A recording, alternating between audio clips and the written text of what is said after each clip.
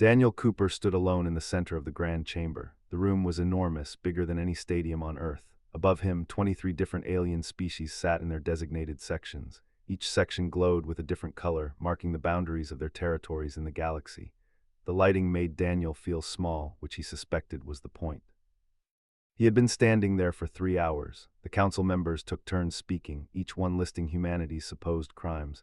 They spoke of Earth's colonies spreading too fast. They complained about human traders being too aggressive. They feared humanity's military ships patrolling near their borders. Every accusation felt rehearsed, as if they had been planning this moment for months. Daniel kept his face neutral. His suit was simple compared to the elaborate robes and armor worn by the aliens around him.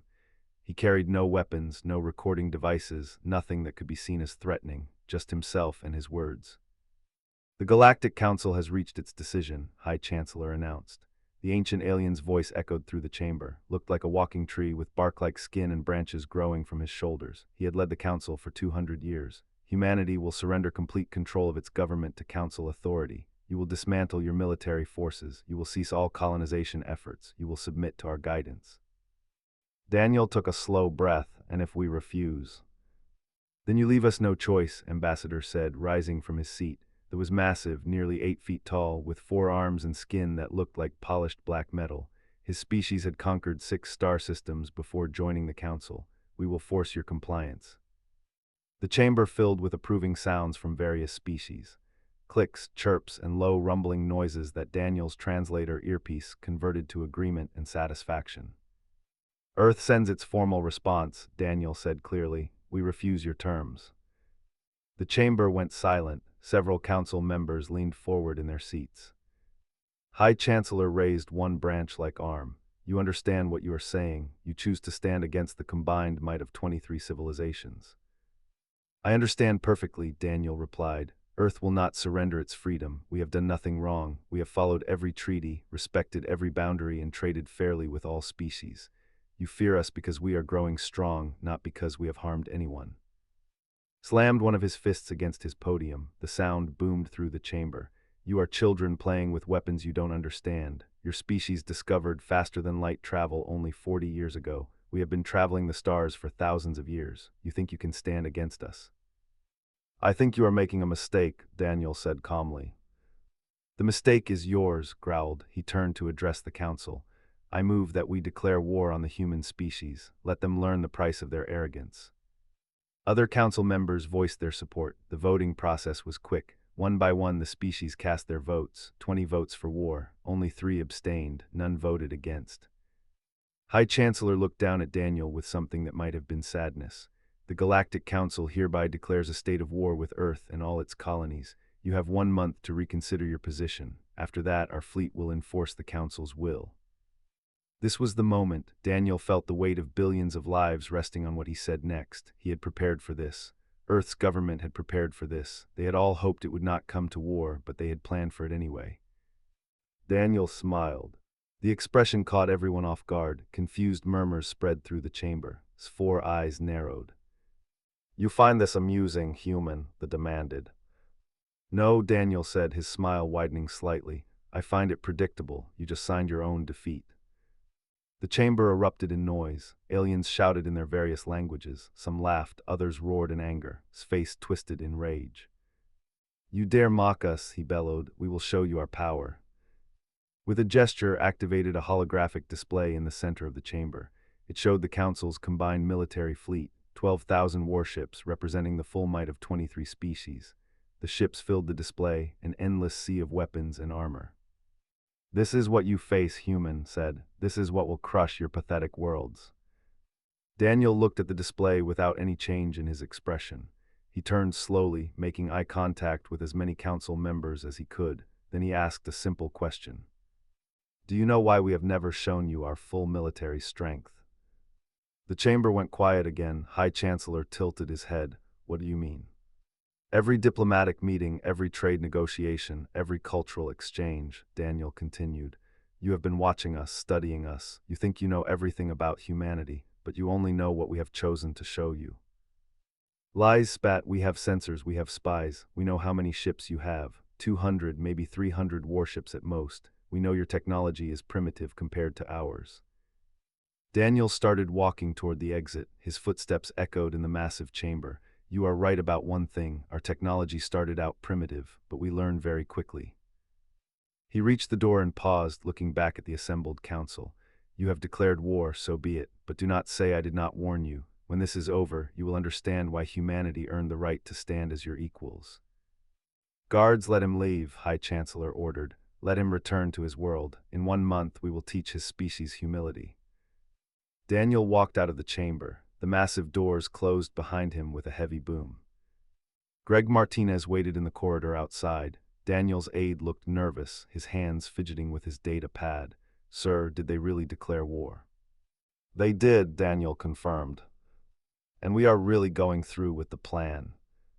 Daniel's smile faded, his expression became harder, colder. We have been preparing for this day since we first met them, Greg. They think they know us. They think we are weak because we have been patient. They are about to learn the truth. What if we are wrong? Greg asked quietly. What if we cannot win? Daniel placed a hand on his aide's shoulder. Then we will lose fighting for our freedom rather than living on our knees. But we are not wrong, Greg. Trust the plan. Trust what we have built. They walked through the station corridors toward the docking bay where Earth's ship waited. Captain Hayes would be ready to depart immediately. Daniel needed to get back to Earth and begin the next phase. Behind them in the grand chamber, the council members celebrated their victory. They laughed about humanity's foolish pride. They made plans for dividing Earth's resources among themselves. They discussed how to govern the primitive humans once they surrendered. None of them noticed the small sensor device Daniel had left behind, disguised as a button on his suit jacket. None of them realized that every word they spoke was being recorded and transmitted back to Earth. The war had begun, and humanity was already 3 steps ahead. 2 weeks had passed since the Council's declaration of war. Admiral Shaw stood in the command center of Earth Defense Command, buried 3 miles beneath the Rocky Mountains. Dozens of officers worked at their stations around him, monitoring sensors that watched every corner of the solar system. Contact, Lieutenant Lisa Park announced from her station, multiple signatures appearing at the edge of the system, counting 3,000 warships, sir. Nodded slowly, the number was exactly what Earth's intelligence had predicted. The Council was sending their first wave, enough ships to make a statement, but not their entire fleet. They wanted to intimidate Earth into surrendering without a full fight. Show me, ordered. The main display lit up with thousands of red dots emerging near Neptune's orbit. The Council fleet was massive, overwhelming. Each dot represented a warship capable of destroying cities. Their formation is standard Council battle doctrine, Lisa said, studying her screens. They are moving in carefully, probably scanning for our defenses. Let them look, replied. Activate visible defense grid only. I want them to see exactly what we want them to see. Across the solar system, Earth's obvious military assets came online. 200 warships that had been hiding behind Mars moved into defensive positions near Earth. Orbital defense platforms around Earth, Mars, and the Moon powered up their shields. It was an impressive display of humanity's military might. It was also completely inadequate compared to 3,000 Council warships. Captain Hayes commanded one of the small flotillas positioned near Mars. Her ship, had 50 crew members and enough weapons to fight other human vessels.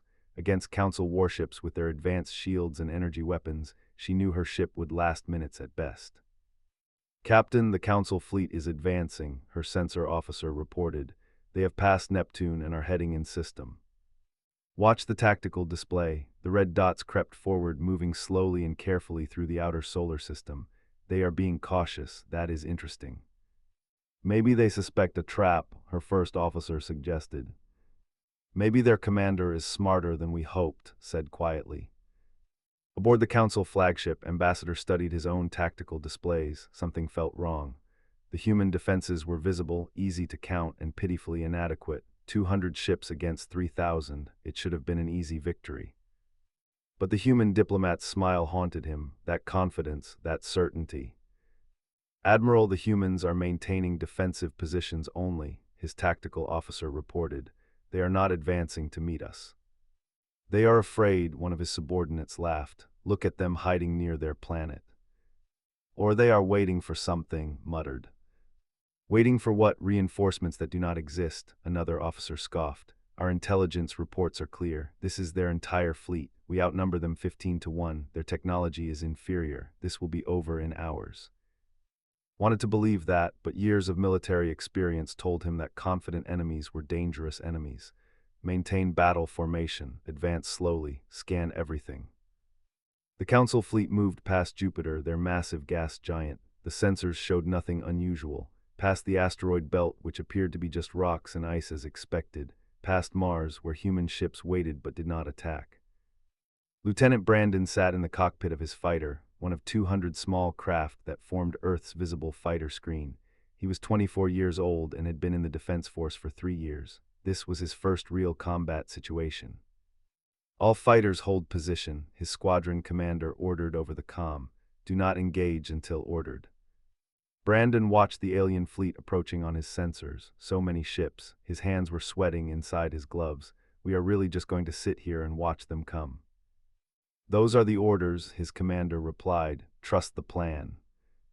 Brandon did not feel very trusting at the moment. The alien fleet looked unstoppable. The Council warships reached the moon. They spread out, preparing to surround Earth completely. Stood on his bridge, watching the human ships that had not moved, had not fired a single shot. They are surrendering, his tactical officer said confidently. They see our power and they have lost their will to fight. Then why have they not lowered their shields? Demanded. Why are their weapons still hot? No, something is wrong here. Before anyone could respond, every screen on the bridge activated simultaneously. A recorded message began playing. Daniel Cooper's face appeared, calm and professional. Greetings to the Council fleet, the human diplomat said. I want to thank you for gathering your forces in one convenient location. It saves us considerable time and effort. Felt ice in his stomach. All ships, emergency evasive maneuvers, get us out of here now. But it was too late. Inside the Earth Defense Command Center, Admiral Shaw gave the order that changed everything. Activate full defense network, all platforms online, execute pattern Delta. Lisa's fingers flew across her controls. Activating now, sir. Across the solar system, thousands of hidden weapons came to life. The asteroid belt, which had appeared to be nothing but rocks and ice, suddenly lit up with energy signatures. Hundreds of hollowed-out asteroids opened hatches, revealing weapons platforms inside. Automated defense stations that had been built over decades, placed carefully, disguised perfectly. On Jupiter's moons, massive installations powered up. They had been using the gas giant's enormous gravity as a natural accelerator for years, preparing for this exact moment. Inside Saturn's rings, thousands of small drones activated. Each one was simple, cheap to build, and carried a single kinetic weapon. There were more drones than there were Council ships. The trap was sprung. Watched in horror as his sensors suddenly showed the truth. The 200 human ships had been a distraction. The real defenses were everywhere, hidden in the solar system itself. Incoming projectiles, his tactical officer screamed, thousands of them. The Council's energy shields were sophisticated, capable of deflecting energy weapons and small debris. They were designed to protect against lasers, plasma cannons, and the weapons that advanced civilizations used. They were not designed for simple metal slugs moving at a significant fraction of light speed. The rounds hit first, projectiles launched from Jupiter's moons, accelerated by gravity and electromagnetic force, crossed the distance in seconds. Each round carried more kinetic energy than a nuclear weapon. They punched through shields like they did not exist, tearing through the hulls of Council warships. Then came the drone swarms, thousands of small automated weapons, each following simple programming. Identify target, accelerate to maximum speed, collide. No shields, no armor, just mass and velocity. The Council fleet fell apart. Ships exploded in brilliant flashes. Others tumbled through space, their hulls shredded by impacts. Some tried to run, but the drones pursued them. The hidden platforms continued firing, their aim perfect, their ammunition endless. Brandon watched from his fighter as the alien fleet died. "Oh my God," he whispered.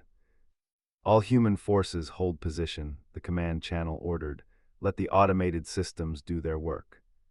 Hayes stood on her bridge, watching the tactical display show red dots vanishing by the dozens. Her crew was silent, stunned by what they were witnessing. "They never had a chance," her first officer said quietly. "We set this whole system up as one giant weapon." "We have been preparing since first contact," replied. Every diplomat who smiled and shook hands was also scanning their technology. Every trade ship that visited Council space was gathering intelligence. Every friendly gesture was hiding our real work. The battle lasted 40 minutes. Of the 3,000 Council warships that entered the solar system, less than 300 escaped. They fled in panic, jumping to faster-than-light travel as soon as they reached safe distance from Earth's gravity well. His flagship was among the survivors, but barely. 2 of his 4 arms hung useless from weapons damage. His bridge was filled with smoke and the smell of burning equipment. "Get us out of here," he ordered weakly. "Alert the Council, the humans. They planned this, all of it." In the Earth Defense Command Center, Admiral Shaw watched the last enemy ships flee. Lisa was compiling damage reports from their own forces. "Human casualties?" asked. "Minimal, sir. 3 fighters damaged by debris. No deaths. The automated systems took no casualties since they are not crewed." Nodded slowly. "Begin recovery operations. Get rescue teams to the debris field. There may be survivors among the alien crews." "Sir, should we pursue the flying ships?" "No," said firmly. "We have made our point. Let them return to the Council. Let them report what they saw here. The real message is not our victory. The message is that we could have killed them all, but we chose mercy." Anna received orders to patrol the debris field and assist any survivors. She looked at her crew. "You heard the orders. Let us go save some lives." "Even after they tried to invade us?" her first officer asked. "Especially then," replied. "We want them to go home and tell everyone that humans are strong enough to win, but wise enough to show mercy. That is how we turn enemies into future allies." The news of the battle spread across human space within hours. On Earth, people celebrated in the streets. On the colonies, settlers wept with relief that their homes were safe. But in the government buildings, in the military headquarters, the real work was just beginning. Daniel Cooper sat in a secure conference room, reviewing the battle reports. Greg Martinez sat across from him. "They underestimated us completely," Greg said, "just like you predicted." "They believed their own assumptions," Daniel replied. "They saw our visible military and assumed that was everything. They never considered that we might hide our real strength." "What happens now?" Daniel pulled up a star chart showing Council space. "Now they will be afraid. Fear makes people unpredictable. Some will want peace, others will want revenge. The Council will fracture, species taking sides. That is when the real diplomatic work begins." "And if they send their full fleet next time, all 12,000 ships?" Daniel smiled, but it was not a happy expression. "Then we show them that the solar system was just the beginning. We have been building, Greg, building and preparing. We have ships they have not seen, weapons they cannot imagine, but more importantly, we have something they lack." "What is that?" "We remember what it is like to be the underdog. We know how to fight when everyone expects us to lose. That has always been humanity's greatest strength." Across the galaxy, the Council was learning that same lesson. The species that had seemed primitive and weak had just destroyed the largest military force ever sent against them. And they had done it without losing a single life. 3 months after the disaster at Earth, the Galactic Council was falling apart from the inside. High Chancellor stood before the assembled representatives, trying to maintain order as species shouted at each other in a dozen different languages. "We lost 3,000 ships," the representative roared. 3,000 against a species that supposedly had primitive weapons. "They tricked us," Ambassador said quietly. His wounds had healed, but his pride had not. "We walked into a trap that they spent decades building." "Perhaps we should reconsider this war," Ambassador Torrell suggested. The diplomat had always been a moderate voice. His species valued wisdom over military power. "The humans have proven they can defend themselves. Maybe we should negotiate." "Negotiate," Branches trembled with anger. "They humiliated us. They made fools of us in front of the entire galaxy. If we negotiate now, we show weakness. Every species in the galaxy will think they can defy the Council." "They already think that," Torrell replied calmly. "Half the neutral civilizations are now accepting human trade agreements. 4 species have opened diplomatic channels with Earth. The humans are broadcasting their version of events to every planet that will listen." That was true, and it troubled greatly. Daniel Cooper had not been content with military victory. The human diplomat was now waging a campaign for hearts and minds across the galaxy. Earth had released carefully edited footage of the battle, showing Council ships attacking first and human forces defending. They showed the Council's ultimatum demanding Earth's surrender. They showed Daniel's calm refusal and threats. To anyone watching, it looked like the Council were the aggressors and Earth the victim. On the planet Prime, civilians watched human broadcasts on public screens. A merchant named stood in the crowd, listening to Daniel Cooper's translated words. "We did not want this war," the human said in the recording. "We asked only to be treated as equals, to trade freely, to build our colonies without interference. The council demanded our submission. They sent warships to force us into slavery. We chose freedom instead." The crowd murmured agreement, noticed that the council's own broadcasts had stopped playing in the market. People were seeking out the human versions instead. "The council fears us because we are different," Daniel continued. "Because we think differently, act differently, solve problems differently. They fear change, they fear progress. They want to control everything, and they will destroy anyone who refuses to bow." It was powerful propaganda, and it was working. Public opinion across dozens of worlds was shifting in Earth's favor. In a secret facility on Earth, Commander Foster reviewed intelligence reports from across Council space. His team of covert operatives had been busy for months, even before the war began. Now their work was paying off. "We have established contact with resistance groups on 12 Council worlds," his second-in-command reported. "Species who are unhappy with the Council's leadership. They are willing to share intelligence in exchange for future cooperation with Earth." "What about the Council's supply lines?" asked. "Vulnerable, very vulnerable. Their military depends on resources from 6 key mining colonies. If those colonies were disrupted, the Council fleet would be crippled within weeks." Made notes on his data pad. "Do not disrupt them yet, but make sure we have the capability to do so if needed. Right now, intelligence is more valuable than sabotage." At her desk in Earth Defense Intelligence, Carter studied patterns in Council communications. She had predicted the first wave's strategy perfectly. Now she was trying to predict what came next. "They are mobilizing their main fleet," she told her supervisor. 8,000 ships pulling vessels from border patrols and defensive positions. They are risking everything on one massive assault. "When?" 2 weeks, maybe 3. They need time to gather supplies and coordinate. But they are coming, and they are coming with everything they have. "Send the analysis to Admiral Shaw and the Diplomatic Corps. They need to prepare." Nodded, but something else caught her attention in the data. "Sir, there is something interesting. I am seeing private communications between Ambassador Torrell and several other moderate council members. They are discussing options outside of military action." "Mining?" "Meaning not everyone in the council agrees with this war. If we could exploit those divisions." Her supervisor smiled. "Send that to Daniel Cooper's office. He will know what to do with it." Daniel received the intelligence while aboard the diplomatic transport heading to a neutral station. Greg sat across from him, reviewing the same reports. "Torrell wants to talk," Greg said. "He has been sending encrypted messages to our embassy channels. He says there are 12 species who want to end the war but fear speaking out against." "Set up the meeting," Daniel ordered, "but quietly. If learns that Torrell is negotiating with us, he will remove him from the council." "Where do you want to meet?" "The Argus station. It is neutral territory, and the station administrators do not like the council very much. They will protect our privacy." While Daniel arranged his secret diplomacy, Captain commanded humanity's first true stealth reconnaissance ship. The Phantom could travel through council space almost undetected, gathering intelligence that satellites and long-range sensors could not provide.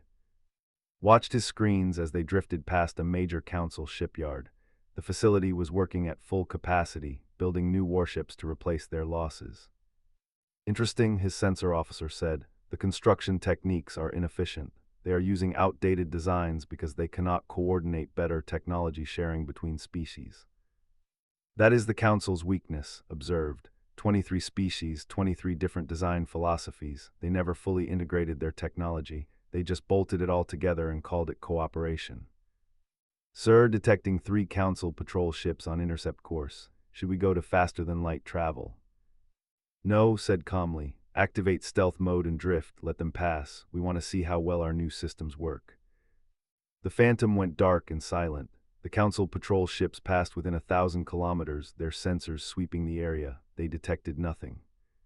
Smiled. "Earth has learned a lot in 40 years. Send a message to Fleet Command. The stealth technology works perfectly. We can operate in Council space whenever we want." At the Argus station, Daniel met with Ambassador Torrell in a private room.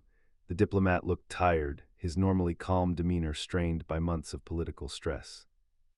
Thank you for coming, Toril said. I know this is risky for both of us. You said you wanted to end the war, Daniel replied. I am listening. 12 species, including mine, believe this war is a mistake. We see what you have been broadcasting. We know the truth of who started this conflict, but High Chancellor refuses to negotiate. He says it would show weakness. What do you propose?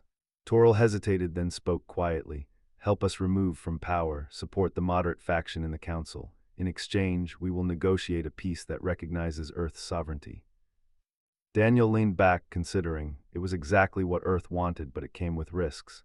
If we help you stage a coup and it fails, the council will unite against us completely. Every species will see it as human interference. And if we do nothing, we'll send the entire council fleet against you. 8,000 ships, can you defeat that? Honestly, I do not know, Daniel admitted. We won the first battle because they underestimated us. Now they know our capabilities. They will come prepared. We will win or lose based on narrow margins.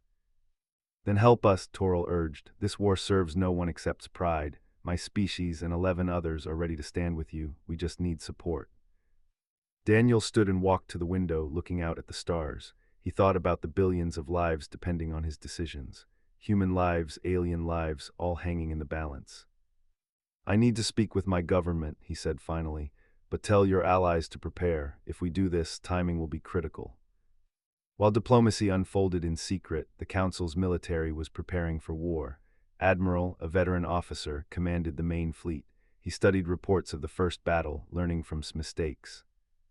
The humans hid their weapons in their solar system, he told his staff. They used simple kinetic weapons that bypassed our shields. They will not have those advantages when we bring the fight to them. How do we counter their tactics? His tactical officer asked. We do not enter their killing ground. We force them to come to us. We strike at their colonies instead. Dozens of human settlements scattered across multiple systems. They cannot defend them all. When they send their fleet to protect their civilians, we destroy them in open space where our superior numbers matter. It was a sound strategy, brutal but effective. On Earth, Admiral Shaw received the intelligence about the Council's plan. He gathered his senior officers in the command center. They are going to attack our colonies, he announced, force us to fight on their terms. Can we defend all the colonies? Hayes asked. She had been promoted after the first battle. No, admitted, we do not have enough ships. Even with our superior technology, we cannot be everywhere at once.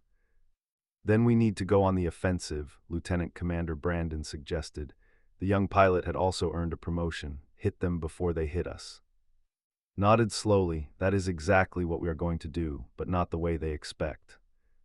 He activated a star chart showing Council space. Our stealth ships have mapped their supply lines, their shipyards, their command centers. While they prepare their big fleet, we are going to cut the legs out from under them. Small strikes, asked. Precise strikes, we hit their logistics, we target their communication networks. We make it impossible for them to coordinate 8,000 ships across dozens of star systems. And we do it quietly, so they do not realize what is happening until it is too late. What about their main fleet when it finally moves?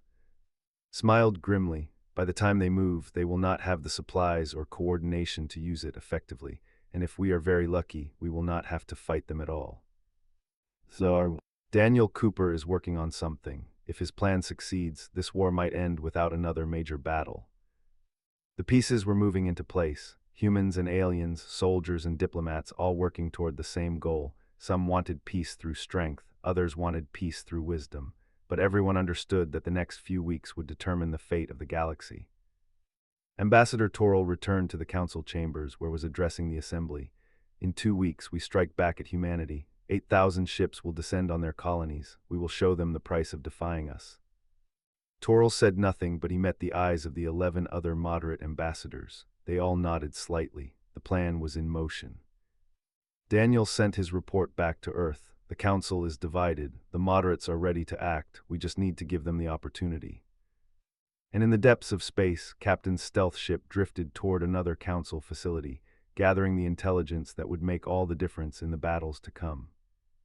The war had entered its most dangerous phase. Not just military conflict, but a battle for the soul of the galactic order itself. 6 months into the war, the balance of power had shifted in ways that no one had predicted. Admiral Shaw stood in his command center, watching reports flow in from across the galaxy. The strategic map showed green markers where human forces operated and red markers for Council assets. The green was spreading. Colony defense status asked. Lieutenant Lisa Park pulled up the latest data. All 43 colonies report ready status. The Council expected easy targets. Instead, they have found every settlement defended by hidden weapons platforms and rapid response fleets. Good, what about our offensive operations? Commander Foster's teams have successfully disrupted supply shipments to 17 Council military bases. Captain's reconnaissance missions identified 3 more key logistics hubs. We are ready to strike when you give the order. Nodded. Earth's strategy was working perfectly. While the Council prepared their massive fleet for one big battle, humanity was slowly strangling their ability to wage war. But the real victory was happening in the political sphere. On the Council station, Ambassador Toril worked quietly to gather support. He met with the moderate faction in secure locations, building the coalition that would challenge High Chancellor. We have 13 species now, he told his closest ally, Ambassador of the People. 13 out of 23. If we can get one more, we have enough votes to remove from power. The humans have been helpful, observed. Their intelligence about private communications has been very useful. Did you know he plans to execute any Council member who speaks against the war? Toril's expression darkened. I suspected, but having proof makes it real. Has become a tyrant. This war has corrupted him. Then we must act soon, before his paranoia grows worse. Meanwhile, Commander Foster's covert operations team executed their most ambitious mission yet. They had infiltrated a major Council communications hub, one that coordinated fleet movements across 6 star systems. Plant the virus, ordered his technical specialist. Make it look like a system malfunction, not sabotage. Done, the specialist confirmed. It will take 3 weeks for them to notice the communication delays. By then, their fleet coordination will be compromised. Checked his tactical display. Good, what about the secondary targets? Ready to go. We can take out their fuel depot within hours if needed. Hold for now. We want to disrupt, not destroy. Dead enemies cannot become future allies. It was a philosophy that Earth's leadership had emphasized from the beginning. Win the war, but do not create hatred that would last for generations. One of Earth's diplomats was working on the other side of the equation. She traveled to neutral civilizations, building relationships and securing support. The Council has ruled this galaxy for centuries, she told the Assembly of Free Worlds, a coalition of independent planets. They claim to bring order and peace, but look at what they do to any species that questions their authority. They demand submission or they send warships. The Assembly members listened carefully. Many of them feared the Council but had never dared to oppose them. Earth offers a different path, continued. We want to trade as equals. We want to cooperate, not dominate. We proved we can defend ourselves, but we have not conquered anyone. We have not demanded that others bow to us. Is that not the kind of partner you want? By the end of her tour, 5 neutral civilizations had signed defense pacts with Earth. It was not military support, but it was recognition. The galaxy was starting to see humanity as a legitimate power, not just an upstart species. Then came the incident that changed everything. Ambassador, still burning with shame from his defeat, decided to take matters into his own hands. Without Council authorization, he gathered loyal ships and launched a surprise attack on Earth's colony world of New Boston. The colony had 3,000 civilians, mostly families who had settled there to start new lives. They had farms, schools, homes. They were not soldiers. Stephen Blake commanded the Marine detachment assigned to protect New Boston. Once fleet appeared in orbit, Stephen immediately activated the colony's defenses. All civilians to emergency shelters, he ordered over the colony-wide comm system. This is not a drill. Hostile forces are incoming. Ships began bombarding the colony from orbit. Energy weapons struck the ground, destroying buildings and farmland. The automated defenses fought back, but they were designed for quick raids, not a sustained assault.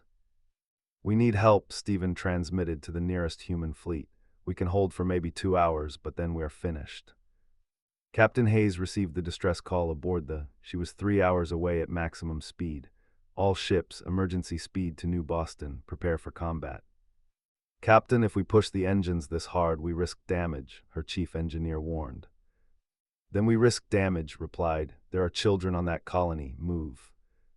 Stephen and his Marines fought from the ground, using every weapon they had. The automated defense platforms in orbit targeted ships, trading fire in desperate combat.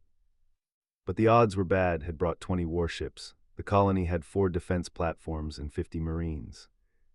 15 minutes until the shields fail, Stephen's tactical officer reported. After that, they can bombard us directly. Stephen gripped his rifle. Then we have 15 minutes to make them regret coming here. He led his Marines in a counterattack against the landing parties had sent to the surface. The fighting was close and brutal. Human soldiers against warriors, fighting street to street through the colony. Stephen found himself facing a commander in the ruins of a schoolhouse. The alien was massive, with 4 arms and superior strength, but Stephen was faster and more desperate. "You kill children," Stephen shouted as he dodged the alien's attack. "You bomb schools." "Your species should have surrendered," the growled. "This is your fault." Stephen drove his combat knife into a weak point in the alien's armor. "No, this is your mistake." When's fleet arrived, they found the colony in flames but still fighting. The and her escorts tore into ships with precise, angry fire. "Disable their engines but do not destroy them," ordered. "I want prisoners." The battle turned quickly. Ships, already damaged from fighting the defense platforms, could not stand against fresh human warships using tactics learned from months of war. Himself tried to flee, but's tactical officer had predicted the move. A shot took out his flagship's engines, leaving the vessel drifting helplessly. "Board that ship," commanded. "I want their commander alive." Stephen Blake led the boarding party. They fought through the damaged vessel, taking prisoners and securing sections. When they reached the bridge, stood alone, his weapons empty, his armor burned. "Shoot me," they said bitterly. "End this." "No," Stephen replied. He lowered his weapon. "You are under arrest for war crimes. You attacked civilians. You will answer for that." Was taken into custody, humiliated for the second time by humans. The rest of his fleet surrendered within the hour. The aftermath of the new Boston attack spread across the galaxy like wildfire. The council was horrified. Even High Chancellor condemned unauthorized assault. But the damage was done. Public opinion, which had been slowly shifting toward Earth, now turned decisively. Even council citizens watched footage of human Marines defending children from bombardment and felt sympathy for humanity's cause. Morgan worked with the refugees who had fled council territory during the war. She helped establish contact with civilians who disagreed with their government's actions. "They are not all our enemies," she told Daniel in a video conference. "Many council citizens oppose this war. They just have no voice. If we show them that we treat prisoners well, that we help refugees, that we are not the monsters their government claims, we win their hearts." Daniel agreed. Once captured crew were processed, they were shocked to find themselves treated humanely. Medical care for their wounded, comfortable quarters, food prepared according to their dietary needs. "Why do you treat us like this?" one officer asked his guard. "We attacked your people." "Because we are better than that," the guard replied. "You made a mistake, your commander made a mistake. That does not mean you deserve to suffer." Ambassador Torrell used the incident to finally push for change. He called an emergency council session and addressed the assembly with righteous anger. "Violated every law we claim to uphold," Torrell declared. "He attacked civilians without authorization. He bombed schools and homes, and where was our leadership? Where was the council's condemnation? We have become the very evil we were supposed to prevent." High Chancellor tried to regain control. "Ambassador Torrell, you forget yourself." "No," Torrell replied firmly. "I am remembering myself, remembering why I joined this council, to bring peace and justice, not to wage wars of conquest against independent species." "The humans," us insisted. "They refused to accept our authority." "Because your authority is unjust," Torrell's voice echoed through the chamber. 13 species agree with me. 13 species believe this war must end. We call for a vote of no confidence in your leadership, High Chancellor." The chamber erupted. Species shouted support and condemnation. But when the votes were counted, the result was clear. 14 species supported removing from power. Only 9 remained loyal to him. Stood alone at his podium, branches trembling. "You will regret this, all of you." "Perhaps," Torrell said quietly, "but we will not regret it more than continuing this disastrous war." Was removed from the council chamber. His 200-year reign ended. Ambassador Torrell was elected as the new High Chancellor by the moderate coalition. His first act was to send a message to Earth. Daniel received the transmission in his office. Toral's face appeared on the screen, looking tired but determined. Ambassador Cooper, I am now High Chancellor of the Galactic Council. I speak for a coalition of 14 species who want to end this war. Will you meet with us to discuss terms? Daniel allowed himself a small smile. I will meet with you, High Chancellor. Let us talk about peace. But even as diplomacy resumed, one threat remained. Supporters refused to accept the new council leadership. Admiral, commanding the main council fleet, sent his own message. I do not recognize this coup, declared. 2,000 ships remain loyal to the true council. We will restore order and we will crush the human menace once and for all. The war was not over. One final battle remained, and it would determine the future of the entire galaxy. The reformed Galactic Council met for the first time at Station, the same place where war had been declared 8 months earlier. But now everything was different. High Chancellor Toral stood at the podium where it once stood, and beside him sat a new representative. Daniel Cooper occupied Earth's seat as a full member of the council. This session marks a new beginning, Toral announced to the assembled species. No longer will we rule by threat and domination. From this day forward, every species in this council stands as equals. Daniel watched the reactions. Some species showed genuine relief, others remained suspicious. Change was never easy, especially change that came from war. But the moment of hope was short-lived. Incoming transmission, a technician announced urgently. Admiral is broadcasting on all channels. The main display activated, showing the Admiral on the bridge of his flagship. Behind him, tactical screens showed 2,000 warships in battle formation. Members of the Council, said, his voice cold and formal, I speak for the loyal fleet. We do not recognize this illegal government. We do not accept human membership in our council, and we will not allow traitors to destroy what we have built over.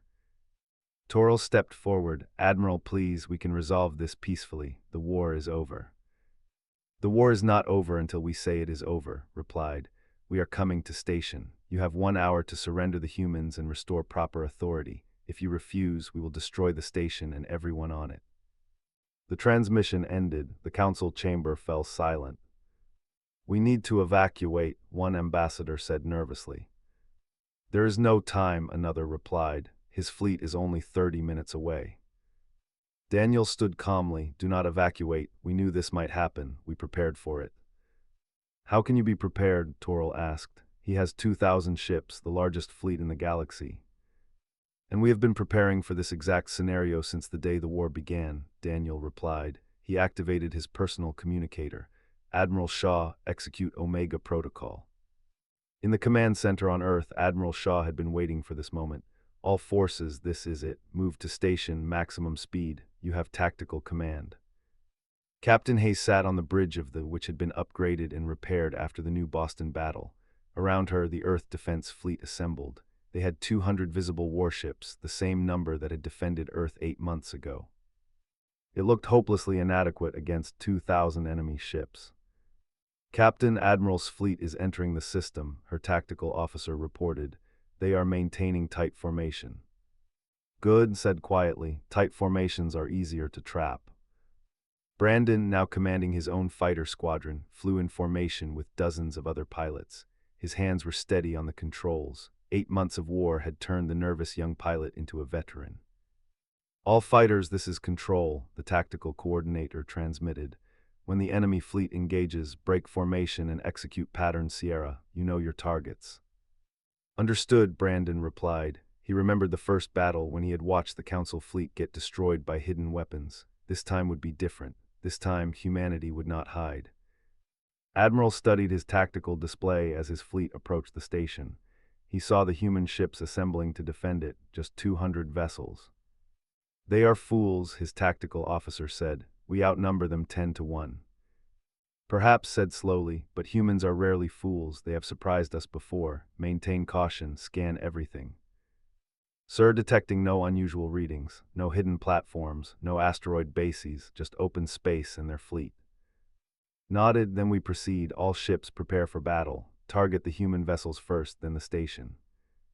The two fleets faced each other across 1,000,000 kilometers of space.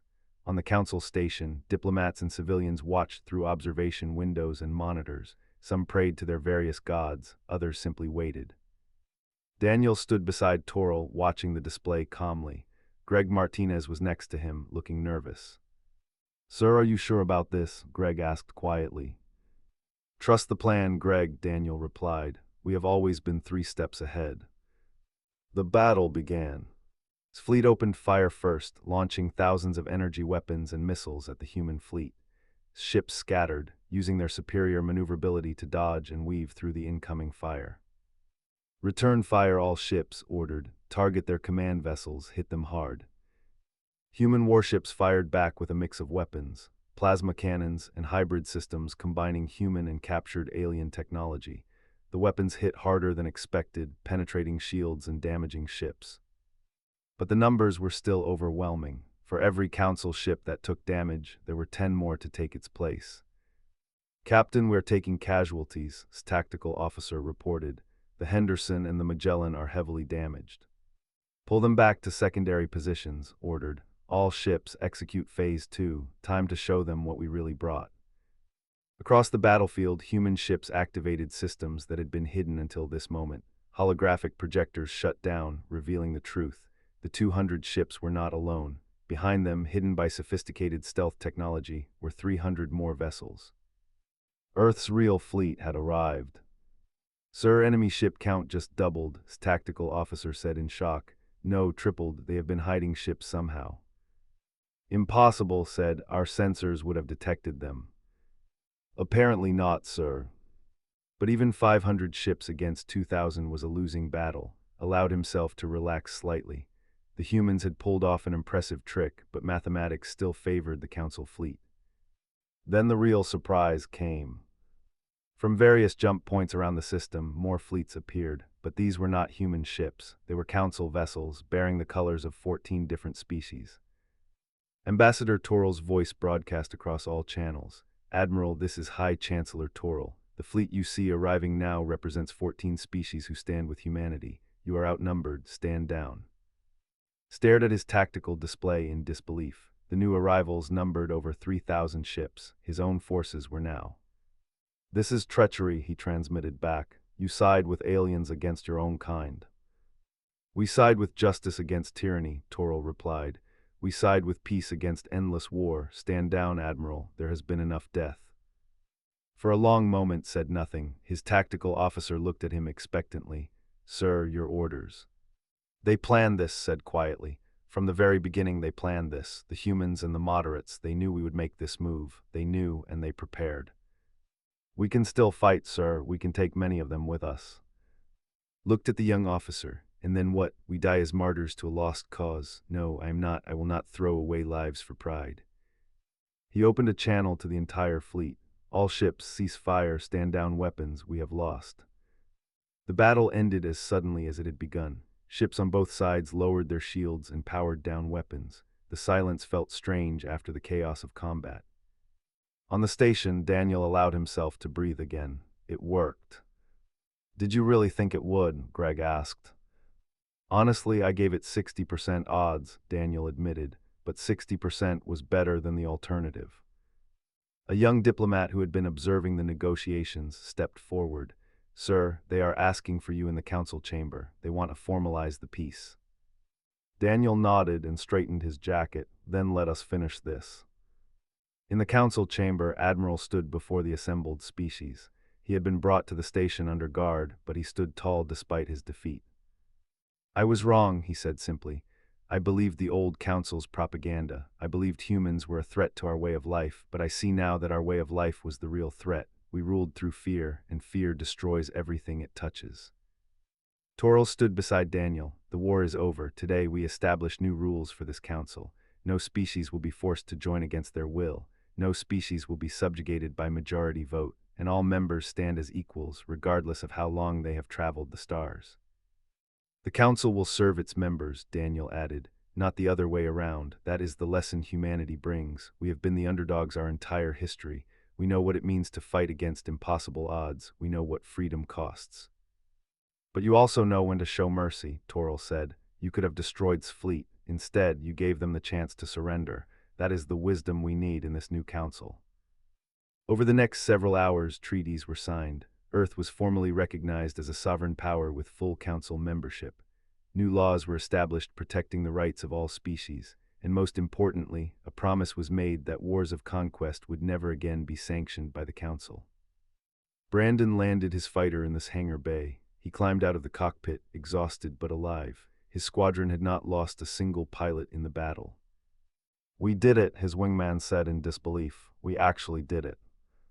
"Yeah," Brandon replied, looking at his hands. They were shaking now that the adrenaline was wearing off. "We did."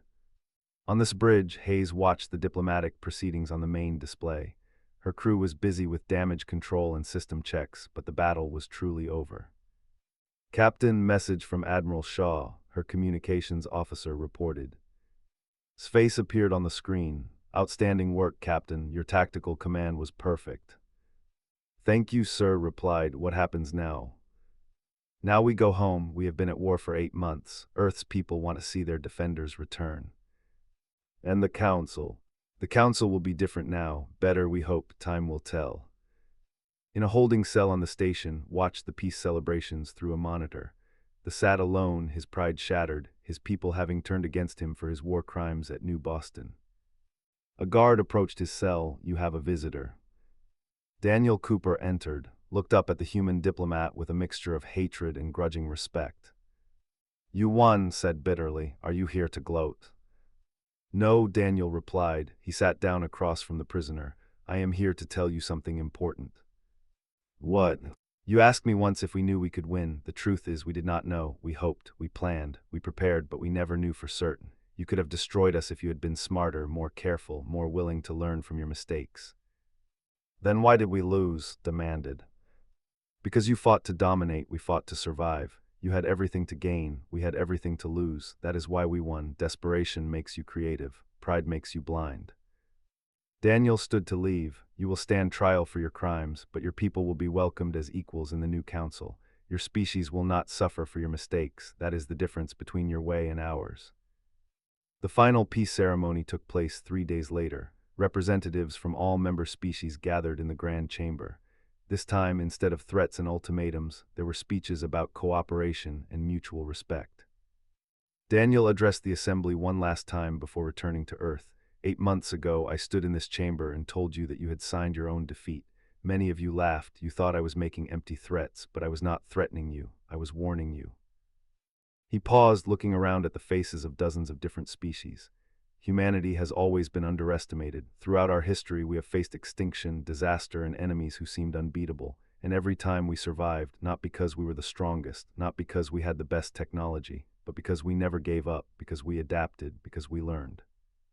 That is what we offer this council, not domination, not conquest, but the willingness to face any challenge and find a way to win. Together, there is nothing we cannot accomplish. Together, we can build something better than empires and territories. We can build true peace. The applause started slowly, then grew. Species that had fought against humanity now stood and showed their respect.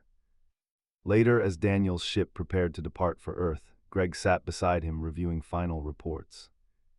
"You know, when you smiled at them 8 months ago, I thought you were crazy," Greg admitted. "I thought there was no way we could win against the entire council." "Neither did I," Daniel said with a slight smile, "but I knew we had to try, and I knew that if we were going to fight, we needed them to underestimate us." That smile made them overconfident. It made them sloppy. "Everything was calculated, even that." "Everything in war is calculated, Greg. The trick is making it look natural." The ship jumped to faster-than-light travel, heading home. Behind them, the galaxy was changing. The old order was gone, replaced by something new, something that, hopefully, would be better for everyone. On Earth, billions of people celebrated. The war was over, their children were safe, their freedom was secure. And humanity had earned its place among the stars not through conquest, but through courage, intelligence, and the willingness to show mercy even to those who had sought their destruction. In the years that followed, historians would study the war. They would analyze every battle, every diplomatic move, every strategic decision, and they would all reach the same conclusion. Humanity won because they understood something that the Council had forgotten. Power without wisdom is tyranny. Victory without mercy is hollow. And true strength comes not from the ability to destroy your enemies, but from the wisdom to turn them into allies. The galaxy had declared war on Earth, and Earth had responded by teaching them all a better way to live.